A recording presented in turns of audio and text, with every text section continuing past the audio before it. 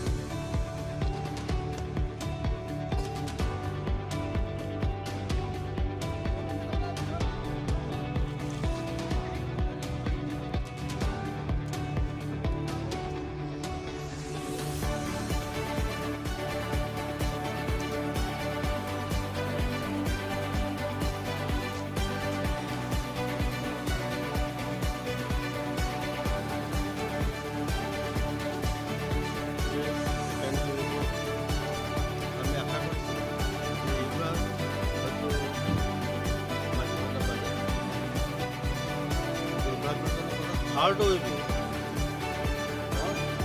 মাটিফাটা বাজাৰ almost Brahmaputra নদী গুছিব। কিন্তু উপায় নাই, এই মুহূৰ্তে পাৰ্মানেন্ট প্ৰটেকশ্যনৰ কাম কৰাৰো কোনো স্কোপ নাই। এইবাৰ আমি কিছুমান আঁচনি গ্ৰহণ কৰিছোঁ। পানী শুকালে আমি পাৰ্মানেন্ট প্ৰটেকশ্যন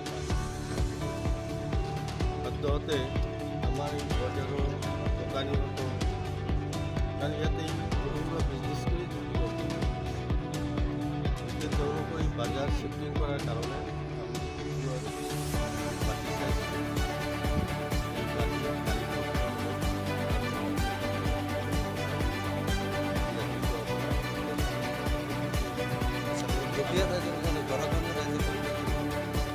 গৰাখহনীয়া ৰাজ্যৰ কাৰণে ইতিমধ্যে সেই সময়ত আমাৰ বজাৰৰ পৰা কৰিলে আমাৰ চাউল নহ'লেও আমাৰ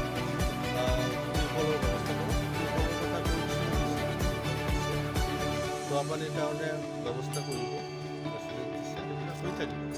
আৰু যিবিলাকৰ ধৰক পাট্টা মাটি, তেওঁলোকে ৰিহেবিলিটেশ্যন গ্ৰাণ্টটো পাব, সেইখিনি পাব।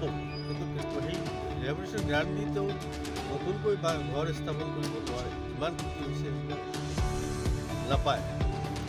নাপালেও গভৰ্ণমেণ্টৰ ফালৰ পৰা যিখিনি কৰা MLA ফাণ্ডৰ পৰা মাটি কিনি এই বাজাৰটো মাটিফাটা বজাৰৰ চাৰিওপিনে যিবিলাক গৰীব দুখীয়া মানুহ আছে, তেওঁলোকে ৰীতিমতে ঘৰবাৰী ভাঙি দিছে, তাৰ কিবা ব্যৱস্থা কৰিব লাগিছে। মাটি আমাৰ অঞ্চলত খাচ মাটি নাই, এটাই আছে গ্ৰাজিং, তাত 4-5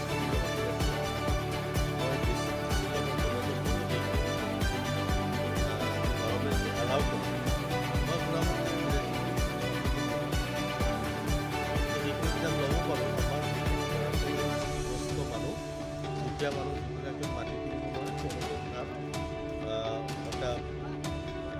দাবী কৰিব